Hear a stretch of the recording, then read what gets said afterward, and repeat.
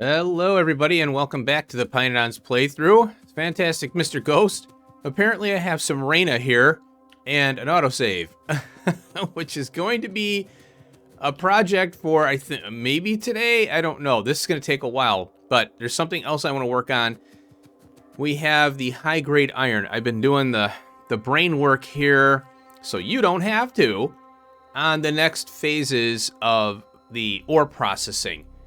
And in Hellmod, I have been busy. Yes. So we'll go over this stuff as I build it. I don't want to go into too much detail here, but this is what we're after, the high grade.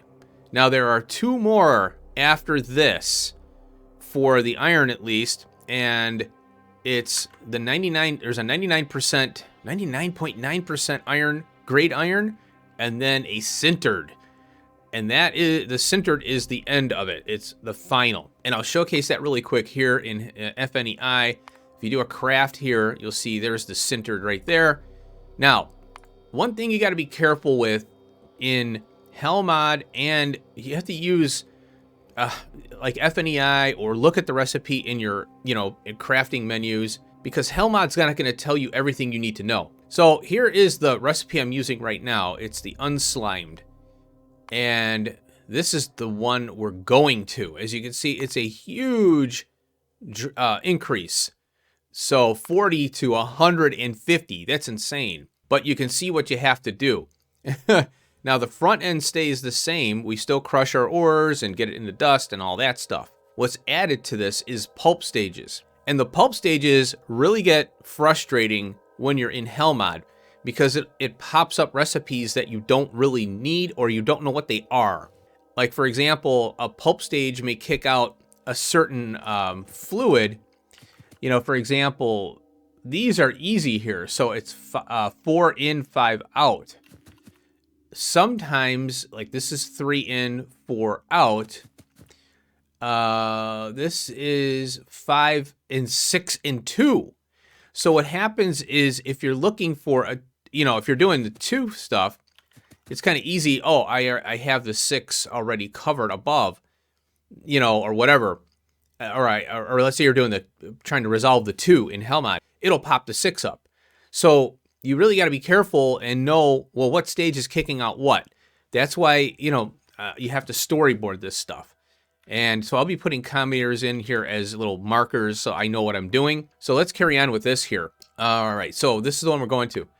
Now, reduced 99.9% iron kicks out 200, compared to the one we have here, the high grade, is 150. So we get a nice productivity bonus by more processing. That's how pYanodons is. You don't get productivity, you get modules, you get productivity with processing. Now, this is the confusing one. You would think, oh, why would I do this? Well, first of all, it's the highest tech, number 5, in the tech tree. The sintered iron or iron, it produces 150. So if you right click on or left click on this one, you'll notice that this process for sintered iron kicks out 2. So this is what Hellmod's not going to tell you. They're not going to tell you this recipe and how it relates, because it's just pick a recipe here.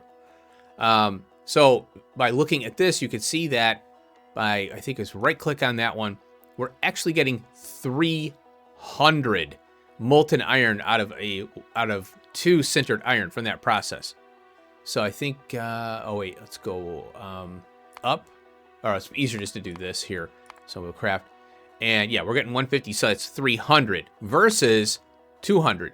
So it goes up by 100. And it's just extra processing. But this, like I said, I don't know if I'm going to have time to work on this today. I've got a lot to cover. I did so much crap off screen, and it's just a lot of busy work. But I want to make sure the base is that I'm documenting the story of this base, as I go here. I don't want to just do things and then not document them. So what we're probably going to do is work on casting today, or the advanced casting, the little casting unit. And I'm going to retrofit the current iron, and I want to do the iron sticks and plate with molten on the site. So we'll do plate and sticks. I should have done this before, but Well, it's about time I do it, because now I have the wax and everything. That was what was holding me back. But I changed power again, so let's go over that. And here it is, the fresh new look of the coal briquettes power system. Really happy with it. As you can see up in the upper right, I am stress testing the base to see how this operates under pressure. I tested with 2 other researches, had a bunch of stuff to fix that I found, and I had barrels on the AUG build over here. I had barrels right here, and the AUGs didn't get rendered, so I didn't have bones, so the whole base was going to shut down. I had no bones, which means no fish food, which means no fish, which means I don't have fish food on top of it. It was a big mess. So once I got this fixed, I had a big surge of animal parts and blood and all this crap. It was a mess. So all because I didn't set these damn inserters, the filters. One little thing caused the whole base to almost shut down. Luckily, I caught it in time. So let's go over the power here. And yes, here it is. So I noticed that I have to double the kite calc build based on the amount of power I was sucking from the one bank I did last time. And look at how pretty this thing is. I spent some time. Now, I took the blueprint flipper and I did this build first. And you'll notice, oh, the pressurized water's here and the water is here. And now, also, one thing you got to notice here is that the 2 turbines here are connected to one big power pole. But that one big power pole has no wind power on it. That's because you have to take a copper wire or cable and you have to disconnect the wires manually that try to connect to this big power pole, which they did. So now the wind power right in the middle is not connected to the network. That is all that's on this network here. So the wind power is powering all the inserters and pumps and the heat exchangers, the pressure pumps and the water extractors, and even the loading over here. So what do we got going here? Glycerol, maybe? Yep, glycerol, there we go. Now the ash reduction is insane. And that's why I had to do the kite calc to raw fiber to ash build. So this thing is time tested. I'm testing it even more now under high pressure. So you can see that I'm running this. Originally I had up to here. So this one side is all I had. Well, you can see that it started tapping into 3 more, potentially almost 4 of the kite calc builds here. That one just shut down.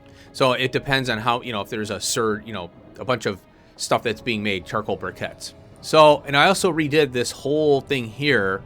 That way it's more left to right, instead of all over the place.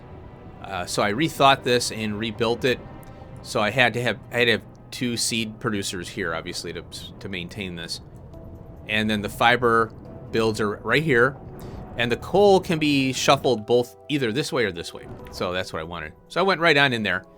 And I believe that, so we'll turn on the power poles here. Yeah, all this is powered off of wind.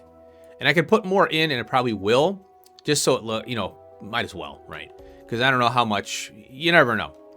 Now, I got to keep an eye on the molten salt here. That's not heated. This is the return tank and redistribution tank. So it took me so here was the problem with this. When you do the blueprint flipper, it does a great job, great mod.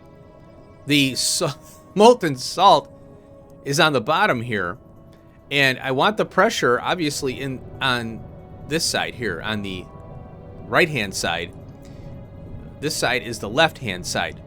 So when you do the blueprint flipper, it changes the orientation of everything machine-wise.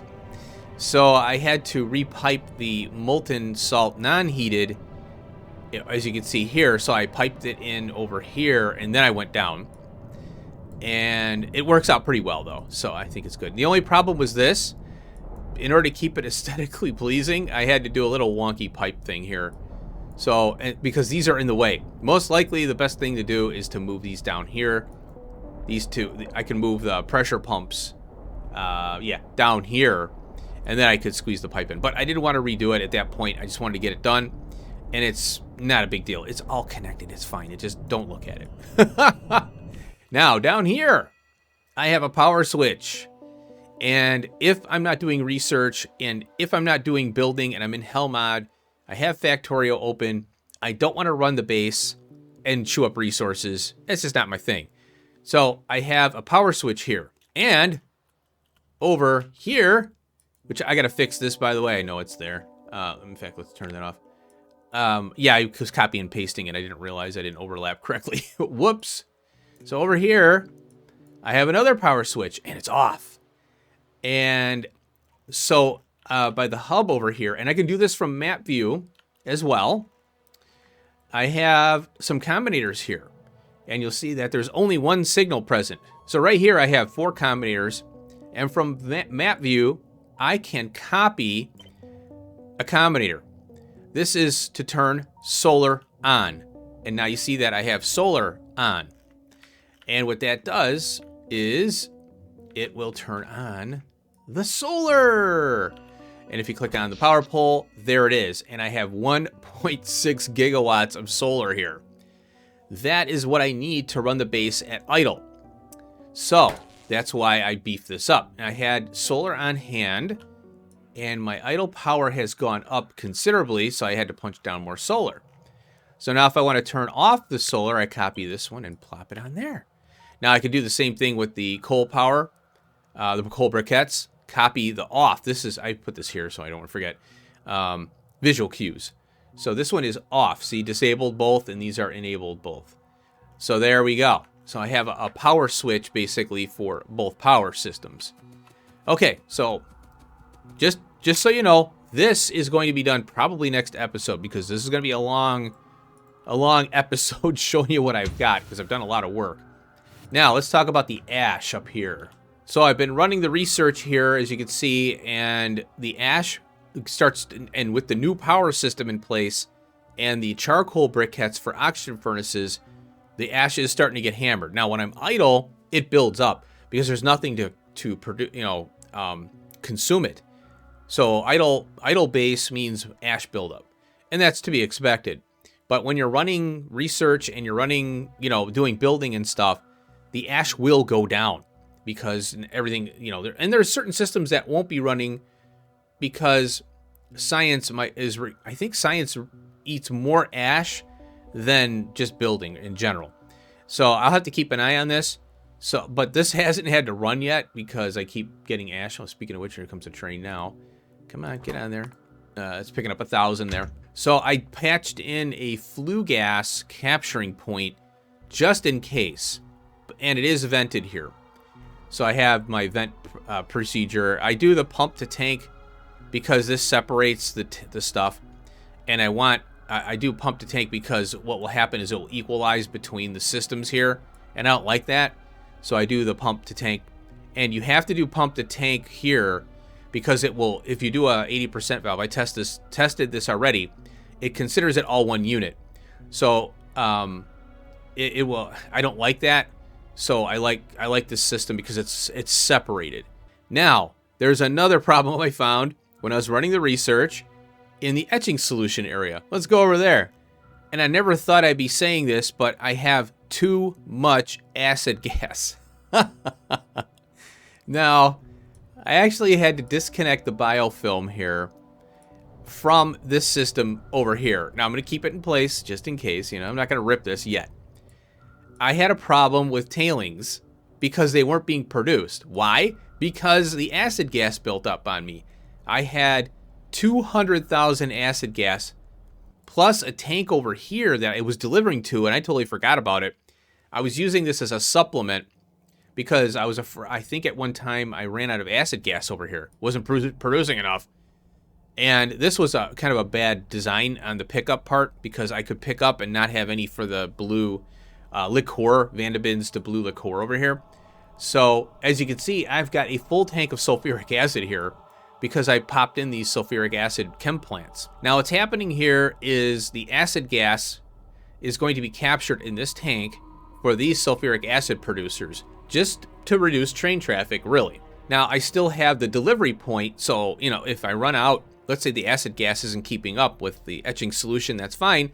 I still have a train to come here.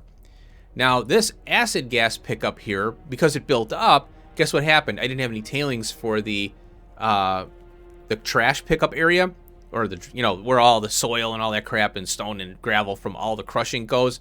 I had no tailings going there.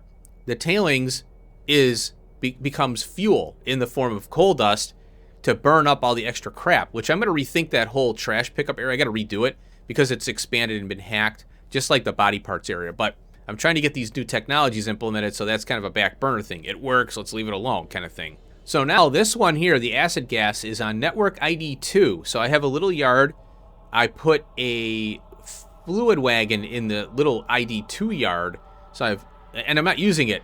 Now I am. Okay. So when this tank hits 75,000, it'll pick up from here. And it's at 49 right now. So let's go take a look at the sulfuric acid build. And here it is, this newly built sulfuric acid build. Now, this thing is amazing. I love it. This coal bed gas is like, I wish I could have gotten this earlier, but it was a very tricky thing, especially when at the time I was playing. So with a fresh mind, this is what you do, right? Now I have the flue gas train TSM, and you can see there's, oh, flue gas has actually been consumed here.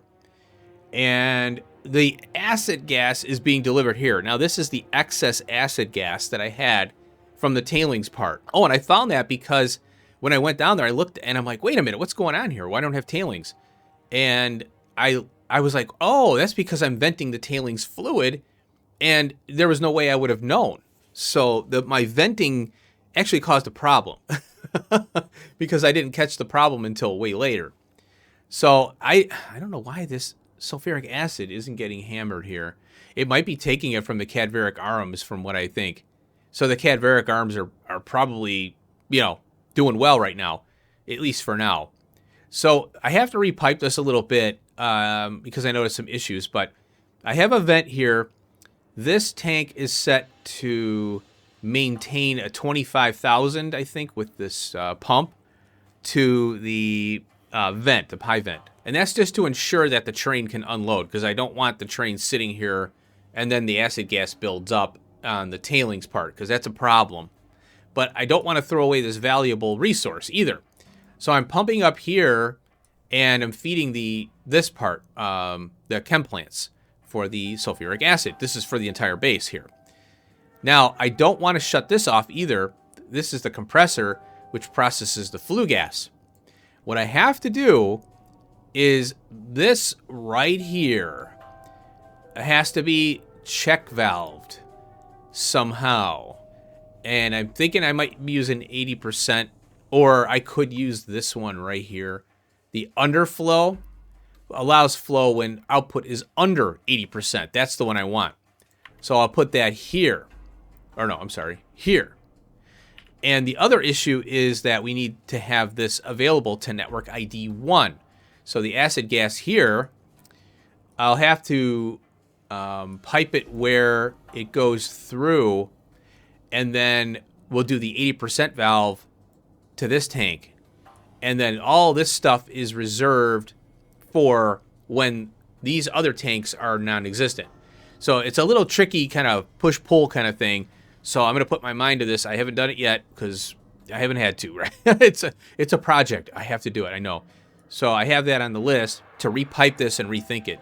Because I totally forgot about the acid gas from the tailings. Oops. All right, down on this block over here, I finally ripped up the hydrogen chloride build. This was just a test area to see how everything was going to work and how I wanted to do it. And I'm glad I did it because it really opened my eyes to the slaked lime to sodium hydroxide. And so now I moved it over here and simplified it. Look at this. So I used to have the MK or Mark II fish over here, and now I'm still using the mining or drilling fluid type 2. I'm training in guar beans from the farming build. Now, there's two options here. One, I have this set to 450 and 300. Now, the guar gum takes 150 of the guar bean seeds. And it's really difficult to train that amount. But I think that the consumption rate on the drilling fluid type 2 isn't bad. So 1 guar creates, a lot of drilling fluid. So I'm going to leave it the way it is. If push comes to shove, I can always extend the rail up and do a separate stop with a higher LTN amount, request amount, threshold, whatever, and then feed the guar directly into this. And then I'll flip the belt. It'll go south instead of northbound. And then the saline water I'm keeping in play because the saline water, even though we're using now the lamps, we may get back. Sometimes the lamp gets consumed or, it degrades and dies, right? The small parts in the lamp included, if you kind of think about it, it's a really low amount of consumption on resources. And we get a ton of saline water. So this system is not bad at all. And I have this here, sodium hydroxide. It's set to 100 pickup priority. So when the sodium hydroxide disappears from here, that's fine. I've got the slaked lime one now. So what I'm planning on doing is expanding this, but we have drilling fluid type 3 and 4 eventually. And what happens is we get more out of the same system here, I think, and it might use advanced small parts or whatever. So the cost goes up, complexity goes up, but the yield goes way up, right? So this isn't something we're gonna keep around for very long. I can get crude oil with the mining fluid too, and directly feed that to the bees. So that's kind of a cool concept. I might try that out, I don't know. But for now, I can tap seeps. What's good about this mining fluid type 2, or drilling fluid, I keep saying mining, is that you can you can get saline water anywhere on the map now. You don't need salt mining. Same thing with the crude oil. And tar. You don't need to go to a seep and train stuff in. And the amount of stuff you train in is very minimal because it lasts for a very long time. So I like this setup. It's pretty cool. And that's why I wanted to test it out in that one little area. See how it works, what's the relationships, and then you sleep on it and you go, wow, this is actually pretty darn good. So right here was the old build for sodium. It was sodium hydroxide. And I also did the hydrogen chloride. It is gone. I ripped it up. Legacy, old piece of crap build, gone. It felt so good ripping it up and sad at the same time. So now over here, what I did is I moved the oxygen build. This is an hydrogen focused build here. Now I don't see this being used a lot because I got hydrogen from the tar processing and it pretty much suffices. So this is just a backup system and it made sense to move it here. And it is so much nicer, with the new power poles and a fresh new look. It's nice when you can clean a build up. Okay, now that I have the guts to chlorine, which I forgot about. I mean, I may have seen it, and I just totally forgot about it. Let's go take a look at that. And here it is. So this sucker has been working really well. As you can see, I got a lot of guts here. Oh, look at this. So 7,500 guts as a insurance policy so that I have the chlorine. Now, the reason I didn't do this way back is because I didn't have the fuel to support it. Now that we have the charcoal briquettes, this is feasible. So as you can see, wow, hydrogen chloride is getting hammered here. So eventually these guts are going to clear out. Now that the base is running the research here. So I wanted to keep an eye on this and make sure I have enough chlorine. Because I can do a chlorine focused build that doesn't do hydrogen chloride. So we have the hydrogen, we take saline water and break it apart basically is what we're going to do. And I'll use the mining fluid too for that. And then I'll vent the hydrogen, but I'll keep it, I'll vent it, like do the 80% vent thing. And then I'll have at least hydrogen there on the network, but the focus will be the chlorine. And then we'll get hydrogen chloride out of that too, which is nice. Or sodium hydroxide. So I'm going to keep an eye on this thing, but so far so good. And our consumption of the, this stuff here, the chlorine, isn't really high right now. All right, the next thing I did, because I ripped that whole thing, one power plant, it's funny because I moved it up there and I needed it moved so I could rip out the other stuff, right? So I had to move it and I had to keep everything in place. I didn't know what the future was going to reveal.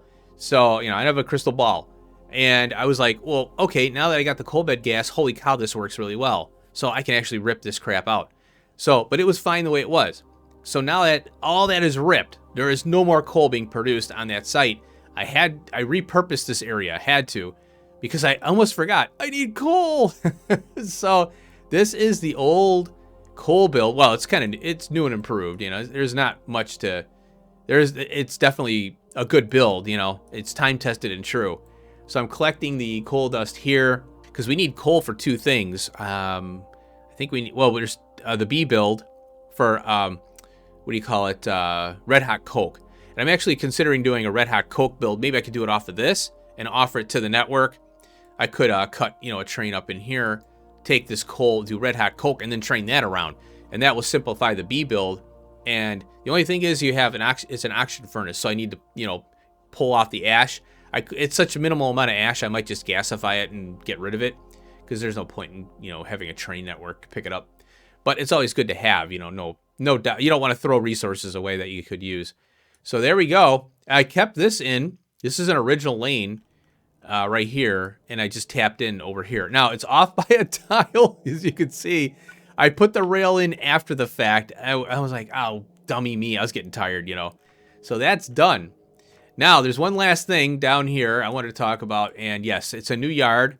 So trains are actually coming here, and the plan is to do the moltons here and the casting. I was going to go up here, but this is already pretty far. So the central, where it started, this is the starting area where I spawned in. So this block right here is what I'm considering block 0, I guess you could say. So if you go up, it's 1, 2, 3, 4, 5, 6. So I'm already in row 6 here. So if we go down, 1, 2, 3, 4, 5. So I want to start building down in this area, south of the labs and stuff. So all the smelting redos are going to go in this area here. That's why I wanted to put the yard in. I kind of wanted to be a little more succinct with where I put yards, kind of place them in a certain interval. But the way I'm thinking right now, I kind of change, maybe change a little bit on that. I want to put the yards near a industry, and we're going to have a ton of smelting here. Now, the plan is to get this kite-calc thing out of here. I'm going to move that. I had a lot of moving I did when I redid all the rail way back last year, I think it was. So I could put the kite-calc build here. I could pop in right off this. I think, I'm not too sure. I could redo the rail and stuff. In fact, that whole thing will get a facelift most likely. But I want to have the raw fiber on hand because we're going to need a lot of it, going forward. But I think this kite-calc build that I have here is doing just fine. And then all these alloys, I got to figure out these alloys too. Oh my gosh. So yeah, so this is the new, I'm changing the location. Originally, way back, I don't know, 20 episodes ago, I was talking about going up north with the smelting. But it turns out it's going to work out better here because we did all the stuff for the Mark IIBs. So all that area got jammed up. So I'm like, yeah, that's a lot of train traffic up north right now when that starts running. So right now, this is the spot. Okay, let's go up to the hub. Oh, I am at the hub. What do you know? Let's go up here. So I'm going to work on this today because I'm doing a lot of talking, base updating. This is the next project. We're going to do the casting. Advanced casting. So I did a max rate calculator on this because it was a lot easier. Now, the negatives here are because of the gravel. It's wanting to resolve making this machine work full time, but we're going to bring sand in here. The way this works is the green, well, here's the recipe. We got the green SiC, I call it SiC. Clay is easy, silicon not too bad, and the wax. Finally, we can use some wax. Okay, now the silicon is very coal hungry. Coal dust hungry and pure sand hungry. 10 silicon. So that's that part. Clay is easy. We just plop the machine down, feed it with steam. Speaking of which, I should put a steam generator on there, but that's fine. We'll get it. Now, it needs, the green SiC needs, it's a coke heavy build here. So I was considering a graphite rod build. I might do that now, but I'll have to see. So as you can see, we have powdered quartz. It looks like lime, but it's powdered quartz. So a very coke heavy build here. So here's the crushed quartz here. It kicks out gravel. Ah, I'm glad I saw that. So, oh yeah. So when we bring in the quartz, we get stone. And then we get gravel from here. So we have to take the gravel and the stone, stone to gravel, then gravel to sand. And I'm going to feed that back into the system here. And I'll bring in sand. I'll just belt the sand right back into the case it's coming from, you know, so that way it's used. So that's what we're going to work on today. Very simple. Now, there is a project here. This is lead. Iron is close by, I think. Here it is, iron. So the plan is for here, I'm going to redo all this, get rid of this temporarily. This is going to be the build. I need iron rods because iron rods to course faction is, you know, a good recipe. And we need those for the Reyna. For the, oh my god, we'll get into this next episode, but the Reyna has to be big because we only have level 1 modules for that, the Mark 1s. So, now I'm going to do casting of iron plate and iron rods here. And I'm going to do advanced casting separate right now. Eventually the casting will have, or the casting will have both the sand and the advanced local, and we'll feed all of our casting machines because we're going to do it all in a one shebang. So we'll do the moltens, train in the moltens, and do casting.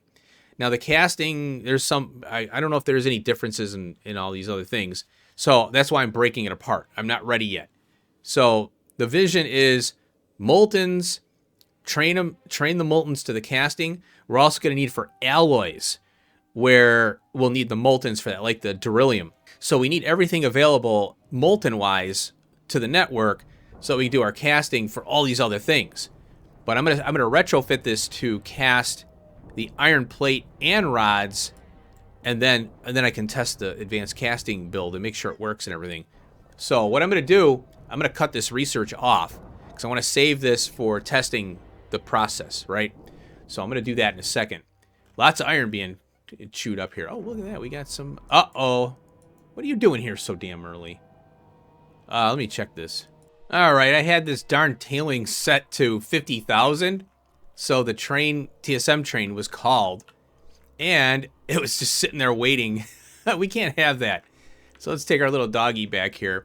All right. What I'm going to do is let's get cracking on this advanced casting over here. And we'll call it an episode there. And then we'll, what I'm going to do off screen is I'm going to work on trying to get the relationships here. I got to write things out, break it out. I got to get the alloys in here. Oh my gosh. This is going to be a real daunting task. And I have to think about how I'm going to present it. I don't know if I want to build it on a speed up video and knock out 2 at a time. You know, I'll have to see how that's going to go. But, you know, hopefully, like I said, I want to document everything. So, all right, let's get cracking on advanced casting.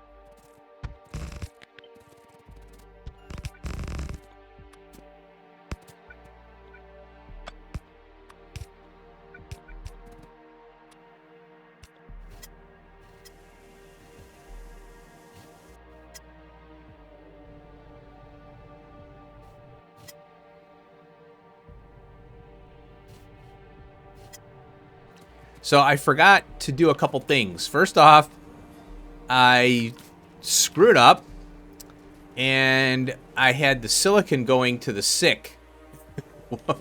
I need the silicon going to the advanced casting. It's not a problem. I just did a splitter here and an underground, and it's over here now.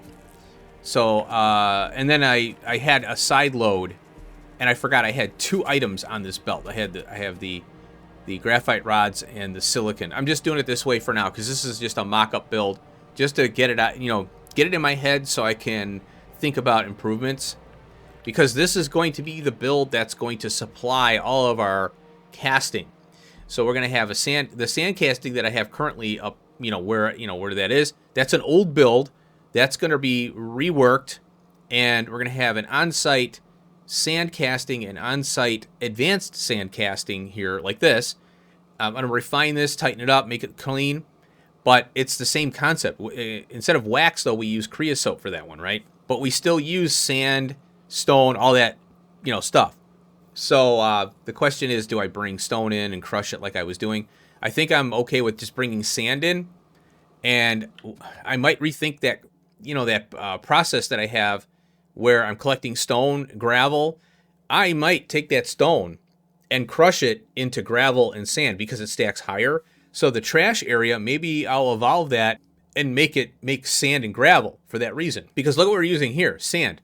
What are we using for the sand casting? Sand. So let's just go sand all the way, and we'll handle it at the front end when we collect the stuff. Now, another issue is when we do the crushing, all the crushing and everything of the ore to purify it, to get, more cleaner ore, we're going to get all that crap out.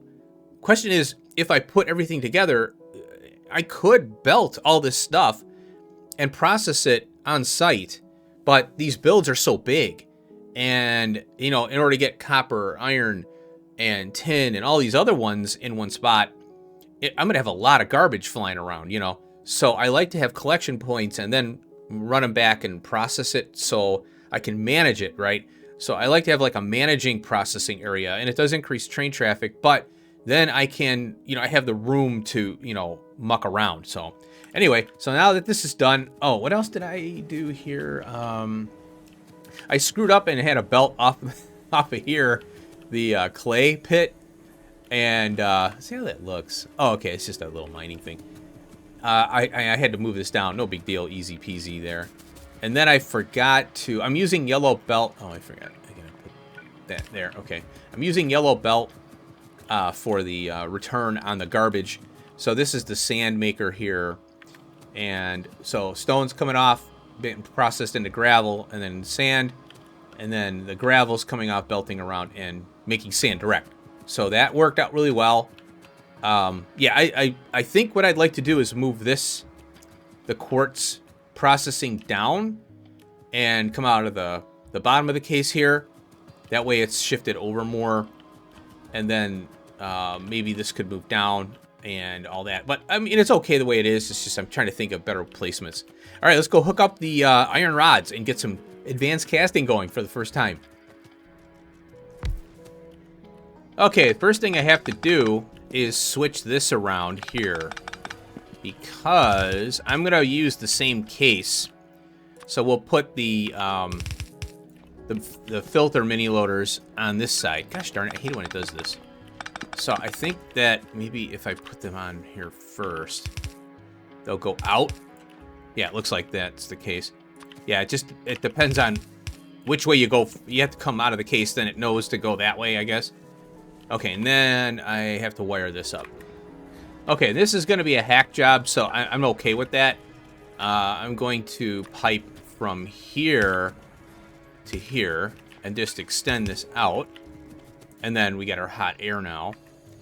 And then here, I'll pop out and do advanced casting. All right, now I have to set these here to an amount. And I have to uncap the chest, or else we'll have a problem there too. So we got to uncap this for our rods. Now this thing's going to kick out some rods. So I'm going to do mini loaders here. Actually, I can replace this with a yellow, because the yellow will import the same speed as a red. And even a blue. There we go. Boom! Now I need borax for you. Okay. Alright, here we go. Moment of truth. Our first advanced casting! And this thing, oh my god, look at this. This is more than one red belt, folks. Holy crap. Oh, wait. Oh. What happened there? Now I gotta set this here. So I'm gonna set this to 2,000 here. Look at how fast this thing is. This is ridiculous. Whoa! I think it's 63... 125 over 6? What? Well, that's 20 a second, I think. So, look at this. It's already full. Advanced casting! There you go. Now I can, now I can utilize this here as it is. And, let's see. So all the coarse faction crap that I'm doing, you know, and everywhere I need iron rods, guess what? I'm going to use this.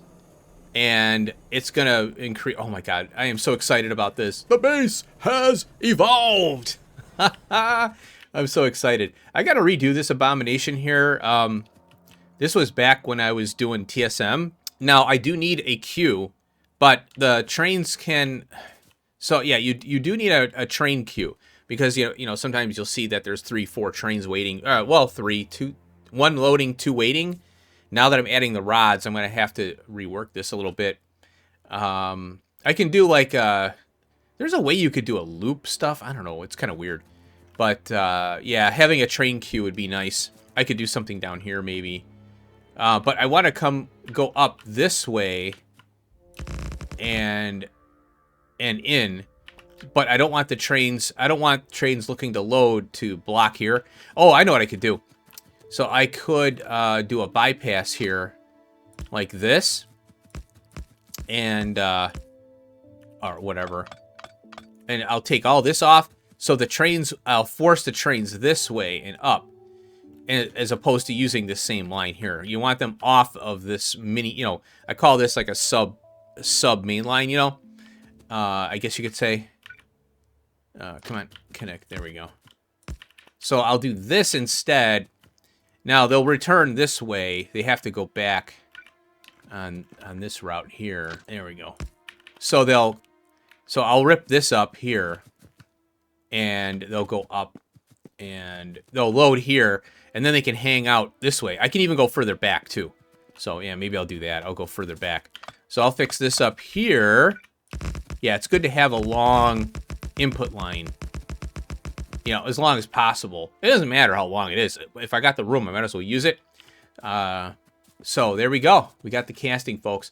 So next episode, I hope to have something. I got to take notes down, because in Hellmod, it's really tricky to go back and forth with these tabs. I want to have. I'm gonna do the old school, write stuff down on Notepad, you know, and I got to get the relationships down for each one of these and compile a plan, so that when I start to attack all these moltens and also the alloys, I got to have all that squared away. I need to know what moltens I need, and there's also we need like aluminium pulp stage 1. We need copper stage 4. The for other processes. I can't remember which one it is, but we need the copper stage 4. We got to pull that out and use it for. I think it's one of the things we did for the Mark IIBs. All right, well, there we go. I got it. Thanks for watching. I hope you enjoyed it. We're going to scale this up and go crazy. See you in the next one. Peace out.